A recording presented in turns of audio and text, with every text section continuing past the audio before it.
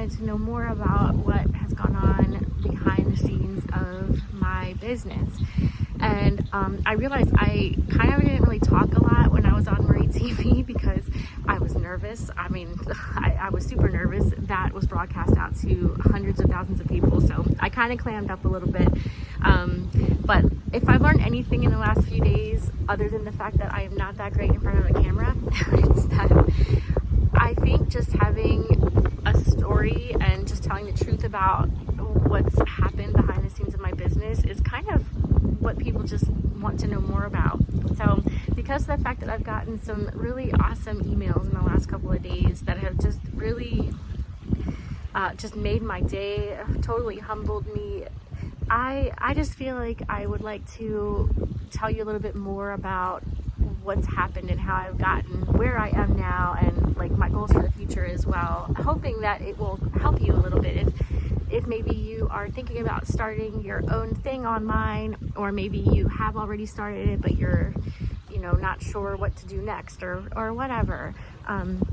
Sorry about the shaky camera too, by the way, because I'm outside and it's windy and I'm holding the camera with my hand, my phone, so sorry about that. So also, before I really get into it, I do want to say that I'm not actually an affiliate for Marie Forleo or for her course B School. I took the course, I really liked it, I got a lot from it, as I talked about on Marie TV. So anything that you hear me talking about is just the truth. It's just my story, and I'm not being compensated by anyone to tell you about Marie Forleo or B School. So I just believe in being honest and truthful and simple, and that this is how it is. So B School and other things have really helped me, I feel, in the last decade or so of my business. And so I'm happy to share and pay it forward. If it'll help somebody else, that's awesome. If you follow me and you are just simply about making the ornaments and everything, that is totally cool. You're probably not gonna really be too into watching this whole video, but I've had so many people, not just in the last couple of days, but over the years, that have asked me how I've built the business, what I've done, technical questions, all that sort of stuff. So if this kind of thing interests you, or if you just want to hear a little bit about my personal story, then hopefully you'll find this interesting. So I actually started in, I think it was 2004 or 2005. I started on eBay. I just started selling my ornaments finished. It was in October of that year. I thought I would like to make a little extra Christmas money, so I just thought it would be fun to, sell a couple of my ornaments. And the first time that I listed them for sale, I didn't make a single sale. I was kind of discouraged, but I decided to try again, and I sold my first ornament for $6.84, and I was ecstatic. It was so cool to see something that I made go out the door and actually get money for it, even though there couldn't have been any profit in that whatsoever. But it was still neat. And from that time in October leading up through Christmas, they started to sell better and better and better. So I moved to having a couple of listings a week, and then I would try starting to list every day, basically, and they would get bid higher and higher and higher until finally sometime in December I got $25 for one ornament, and I just thought I had hit the jackpot. I was so excited, and so I thought, wow, I'm really onto something here. And then Christmas came, and it went, and all of a sudden it was like I had completely fallen off the face of the earth. So I couldn't make any more sales. I mean, I would sell one or two here and there, and I was back down to the $6.84, which was my starting bid. And I thought, this is the worst. Now I suddenly am making no money. And the worst part about it was that I felt like I had no control whatsoever over reaching back out to any of the customers who had bought from me. I didn't have any kind of way to mass email anybody on eBay. I could have went and private message people, I guess, but I didn't want to be spammy like that or get kicked off the platform. So I thought, okay, well, at this time, I think I need to look into building my own platform so that I can start collecting customer information and actually own some of what I'm doing. So that's when I started looking into building a website. Now, of course, this was way back then in 2005 or so, I think going into 2006 now. And WordPress wasn't really a thing at the time, which is, if you're not familiar, that's a blogging platform that is free and it's very easy to use. It's really widespread now. So I had one of my younger sisters who had just started college at the time, and she was studying some like web design related things. So I had her over one day and we spent the afternoon. She kind of gave me some basics. She taught me a little bit of basic HTML, but she built one single page for me in Notepad on my computer. And I took that and I copied and pasted it and made any other pages that I wanted for my website. And I put together a very simple, not very pretty, completely hard-coded website. It took me a long time. It took me a couple of months to do this, but I got this website up and running, and I started to focus on getting found in search engines for my ornaments. And keep in mind that at this time I was not getting any traffic whatsoever. There was no Facebook or any kind of social at all. I think MySpace was still a thing at this time, but there wasn't any kind of social platforms or anything, so I had absolutely no traffic. And so I just started learning about getting found on Google organically through search.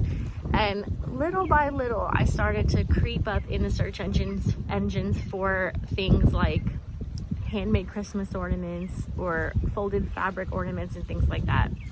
And I started to make sales again. I mean, it was very slow. And I wasn't really concerned about making a lot of money at the time because my husband was the breadwinner in the family. So I was just like, anything that I made was just extra and we weren't depending on it for anything. So it was like kind of not a big deal. And I had a little bit of space there to learn. So I did that for a while, and probably about another year and a half or so. Just building up the website, trying to add on to it, trying to get found in searches, and selling ornaments here and there. And Christmas time, of course, was always busy for me. I would always do really well selling my ornaments at Christmas time, and then it would kind of drop off a little bit after Christmas, and that was okay. But in 2007, right in the beginning of 2007, my husband had a motorcycle accident, and a couple of days after his accident, he passed away. So my kids at the time were really young. They were 3 and 7. And up until then, like I said, I'd been a stay-at-home mom, not the breadwinner. I had not finished college. I had not had a career or anything like that. But suddenly I was the breadwinner. I was going to have to be anyway.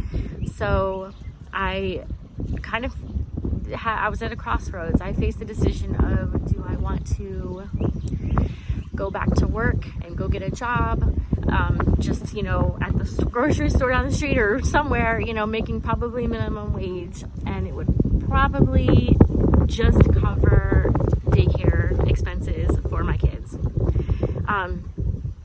Or did I want to try and make my ornament thing a real thing? So this did not seem like a very viable possibility at the time, I have to admit, because of course it's seasonal, it's handmade. Nobody even really knew it existed other than those few customers I would get around Christmas time. However, I had started to build up a decent amount of organic traffic because of those year and a half, 2 years or so that I had been working on my website.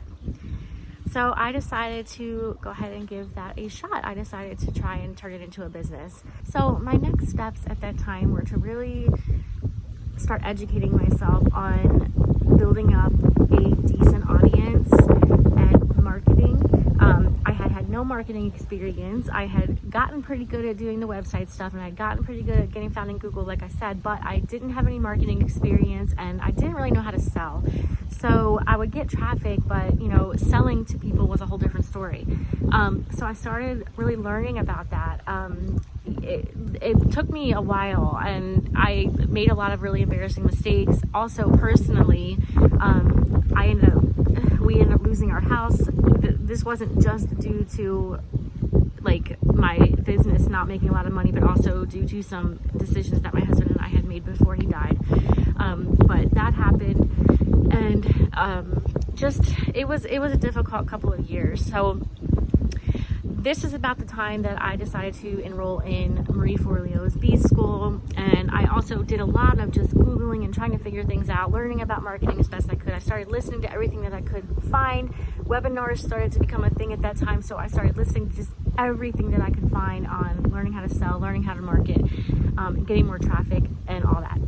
And at that time, I also decided to start a blog. Oh, there's a bee flying around. I decided to start a blog because I wanted to continue building that organic traffic. I also, one of the things, and I forgot to mention this before, but one of the things I learned about eBay was that, or from eBay, was that I didn't want to do things that didn't have a return investment later, so that didn't pay dividends in the future. So what I mean by that is I didn't want to just like have a listing, have it sell, and then start over from scratch again every time that I wanted to sell something. I wanted the work that I did to build on itself. It's getting a little windy, so I hope that's not too loud in this video. I wanted what I did to build on itself so that basically I wasn't spending my time just spinning my wheels and working extra hard when the things that I do could instead work for me continually. So I started learning about blogging, and that's when I kind of figured out that having a blog would be one of those things that it would be an investment, even if it didn't seem like I was getting a return immediately, which I didn't. I figured out and learned through all the learning that I was trying to do that doing a blog would build on itself over time, and it has, like, so much so. So I started trying to just like blog, put my ornaments out there, and when I say blog, in a handmade business too, it can be hard to know what to blog about. And at first I would think, oh gosh, I have to always be teaching people how to do something. I always have to be like writing something amazing. But I have learned over the last decade that you can actually just put things so simple out there. Just like for me, putting an ornament picture on a blog post and just writing a little blurb about it was all that I needed. One day I was looking at my stats, trying to see where my traffic was coming from, and I discovered that I had thousands of people visiting from something called Pinterest.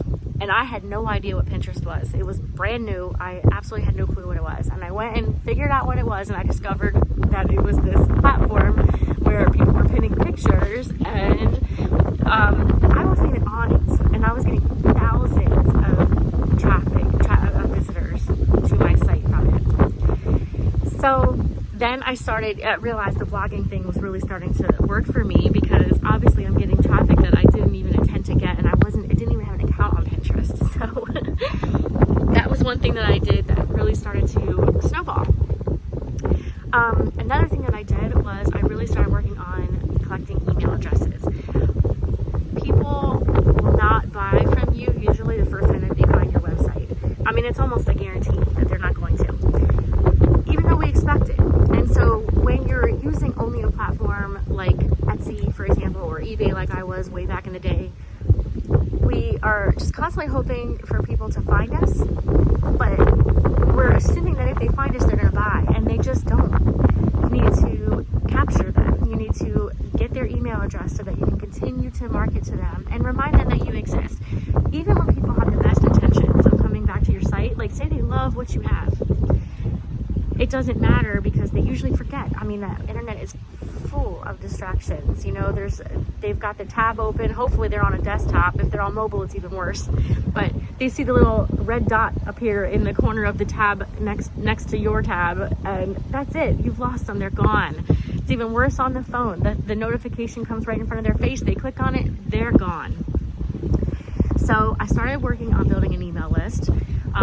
This was something that B-School really helped me with as well, like ways to attract people to want to sign up for your email list, because it's harder and harder, it's getting harder and harder to get people to want to give up their precious email address these days, and it has for a long time now. So started working on that, and just kept on going. It took years. It took a few years, but where I'm at now, of course, is massively different than where I started. So just to back up a little bit, back in that 2008, 2009 time period or so, I started at like negative $3,000 one year, and then one year I made like $6,000. That was huge, because I actually turned a profit.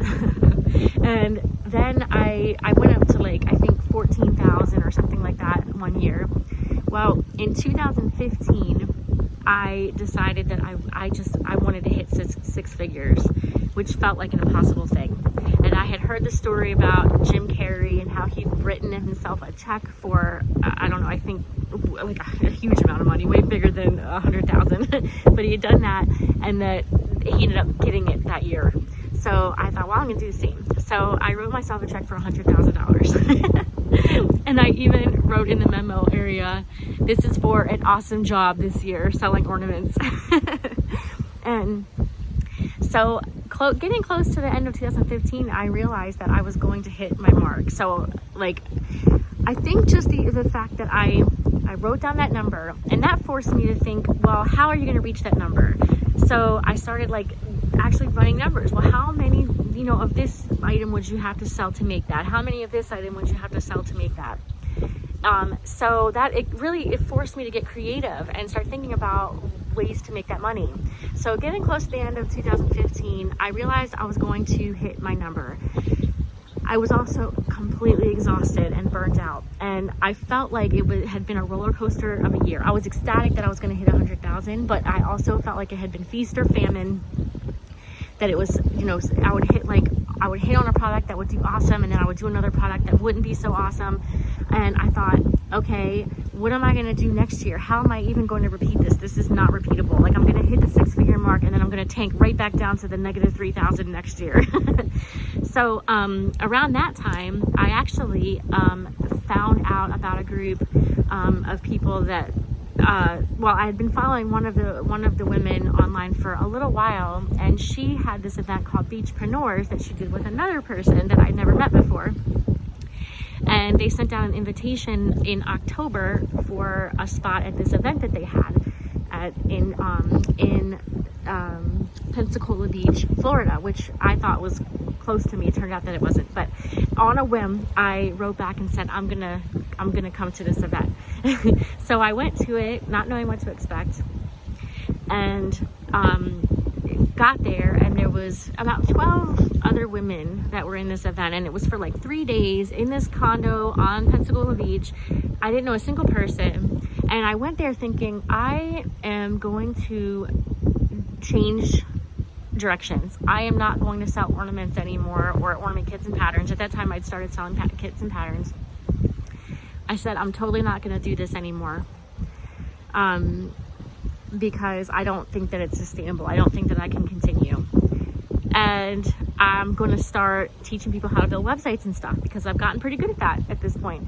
So I arrive at the beach, and I'm like, hi, I'm Stacy, and I do this ornament thing, but I'm going to start selling like other things. I want to start selling courses and stuff.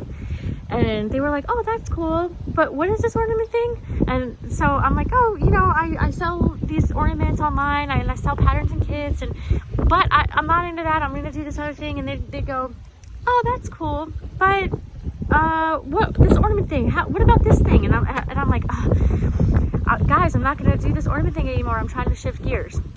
Well, by the end of the weekend, I'm driving home, and I am all rejuvenated about ornaments again. They got me so hyped back up about ornaments. They were like, this, you don't understand what you have. You've got this awesome, unique thing. You've already got this audience. You already are doing it. You just have to focus. You have to focus what you're doing, and get out of this feast and famine cycle. So it turned out to be a 7-hour drive to Pensacola Beach from where I live in Florida. That's why I said before it was way longer than I expected. And I drive for this whole 7 hours just thinking, what can I do to make this better? How can I make this like a sustainable thing where I'm not killing myself anymore, and where I know like it's steady? That's what I wanted. I wanted something steady. Well, it kind of hit me on my drive home that if I wanted to have a steady monthly income, then I needed to have a steady monthly product. And I realized that product would be an ornament kit of the month. So I got really excited. I got home. I just started working on it right away. I put together a kit for the following month, which was November. I was like, November is going to be number one. It's going to be a series. I'm going to start right away. And I made 250 kits. And I put out to my email list that I was going to have this kit available on such and such day. It was a couple of days away. It was only going to be available at this time, and I was only going to have a certain amount of kits, and it was going to be number one, blah, blah, blah, blah, blah. So I did a couple emails about it. I did a blog post, and the day came, and after about 3 hours, I checked. I put up a PayPal button for this, and you can't really put a quantity, how many you want to sell with a PayPal button. So I had no idea how many I had sold. And after a few hours, I started trying to add up what I'd sold, and it turned out that I had sold 340 of the kits. So I had to scramble to make another 90, but I couldn't believe it. And on top of it, I had people that were mad at me because they had not been able to get it. So, and then I also had people that said, you need to have this as a subscription. Like, I want to subscribe so I never have to worry about missing out again.